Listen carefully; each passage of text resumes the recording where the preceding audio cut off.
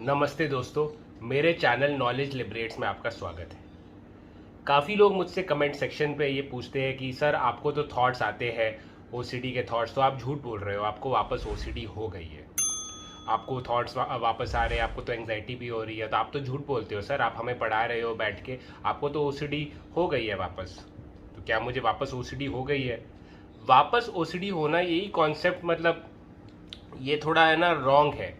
Scientifically ये wording ही थोड़े गलत है, क्योंकि ओसीडी तो मुझे है, अभी भी है। मैं मानता हूँ आपके सामने कि मुझे अभी भी ओसीडी है। मैं ओसीडी को मैनेज कर रहा हूँ। ओसीडी पहले हम समझ लेते हैं कि ओसीडी का जो फंडा है, मैंने पहले बताया हुआ है कि इंट्रूसिव थॉट्स, इमेजेस आती है, एंग्जाइटी होती है, कंपल्शन होता है ओसीडी में। जब आप ओसीडी जब मैनेज करते हो तो क्या होता है, और ओसीडी क्या है, क्रोनिक डिसीज क्या होता है, वो मैं बताता हूँ अभी। क्रोनिक डिसीज मतलब कि वो बीमारी जो आप सिर्फ कंट्रोल कर सकते हो, मैनेज कर सकते हो, पर उसको पूरी जड़ तक ख़त्म नहीं कर सकते। फॉर एग्जाम्पल डायबिटीज़ हो गया, ठीक है। डायबिटीज़ भी आप कंट्रोल कर सकते हो, वो एक क्रोनिक बीमारी है।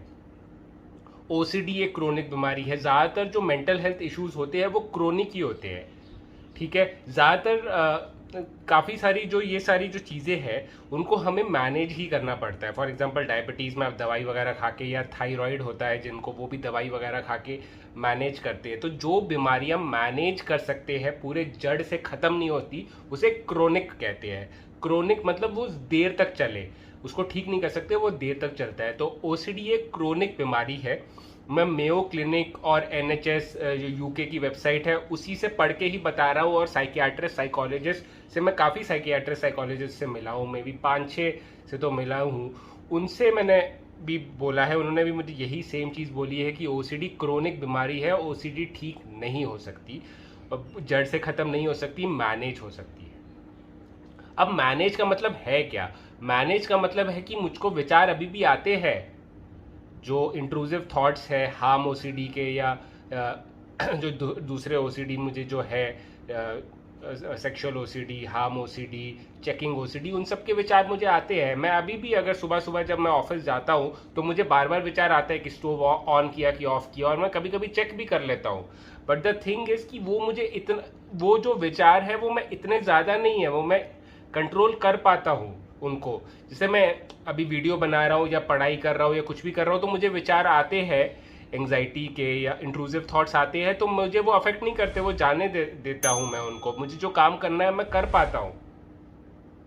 मैंने आपके सामने ये अभी एक्सेप्ट किया है कि हाँ मुझे थॉट्स आते हैं और एंग्जाइटी भी होती है, पर वो मैं मैनेज कर लेता हूँ, वो मुझे डिसफंक्शनल नहीं बनाते।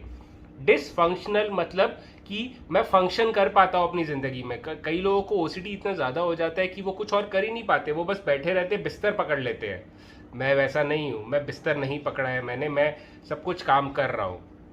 जो मेंटल हेल्थ का जो सबसे बड़ा जो वो होता है ना, कि जो टेस्ट होता है कि अगर आपको कोई बीमारी डिसफंक्शनल तो नहीं बना रही है। डिसफंक्शनल बना रही है मतलब कि वो आपको बिल्कुल अपाहिज बना रही है मेंटल हेल्थ की आपकी बीमारी। कई लोग जो इतने डिप्रेस्ड हो जाते हैं, वो कहीं नहीं जाते, कुछ नहीं करते, बस घर पे बैठे रहते हैं, वो लोग डिसफंक्शनल हो जाते हैं।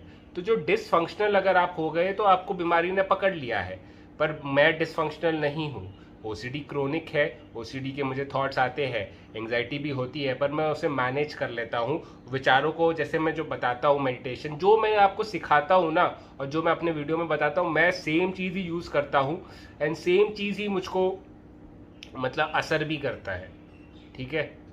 तो ओसीडी मुझे दोबारा नहीं हुआ है, ओसीडी मुझे है, पहले पहले भी था, अभी भी है, पर मैंने ओसीडी मैनेज कर ली है। तो आई होप ये वीडियो से आप समझ गए होंगे चीज़ को। इस वीडियो का टॉपिक मैंने ऐसा डाला था कि आप क्लिक करें, आप समझें, क्योंकि ये चीज़ लोगों को नहीं समझ में आती। लोग बोलते हैं कि आलाने फलाने यूट्यूबर का तो ओसीडी पूरा ठीक हो गया, उसका ये हो गया। यार वो कुछ भी बोलेगा आप मान लोगे? मैं तो बोल रहा हूँ कि मुझे ओसीडी है। मैं अपने लिए, मैं बढ़ा चढ़ा के तो कुछ नहीं बोल रहा ना, मैं अपनी वाहवाही नहीं कर रहा, मैं तो खुद वीडियो पे एक्सेप्ट कर रहा हूँ कि मुझे ओसीडी है, ठीक है। पर जो लोग वाहवाही करते हैं, अपने आप को बढ़ा चढ़ा के बोलते हैं कि मेरा ओसीडी ठीक हो गया, मैं आपका 100% ठीक कर दूंगा, वो झूठ बोल रहे हैं। ओसीडी 100% ठीक नहीं हो सकता है, ओसीडी 100% मैनेज हो सकता है, ठीक है। तो आप डिफरेंट जो, एक तो आप जो अपना सोर्स ऑफ इन्फॉर्मेशन है ना वो भी बहुत इंपॉर्टेंट है। मैंने ये चैनल शुरू ही इसलिए किया था कि सोर्स ऑफ इन्फॉर्मेशन मैं सही रखूँ।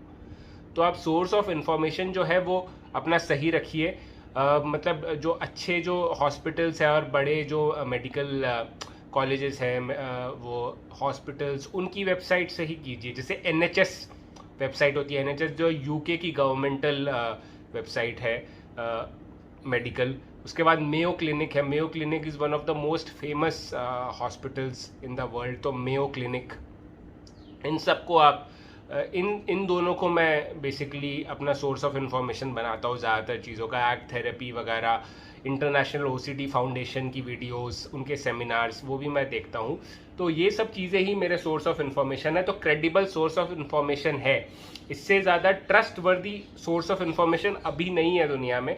अगर होगा तो उसको यूज़ करेंगे, ठीक है। तो आई होप आप समझ गए होंगे। And thank you for watching my video. And उल्टे फुल्टे सोर्सेज, यार व्हाट्सएप यूनिवर्सिटी पे विश्वास करना बंद कर दो यार। व्हाट्सएप यूनिवर्सिटी पे तो कितने सारी चीज़ें आती रहेंगी, सब पे विश्वास मत करो, ठीक है। क्रेडिबल सोर्स ऑफ इंफॉर्मेशन पे विश्वास करो, ठीक है। तो thank you for watching my video till the and. Life में कोई भी इशू हो, परेशानी हो, तो हारो मत, डटे रहो, कीप फाइटिंग।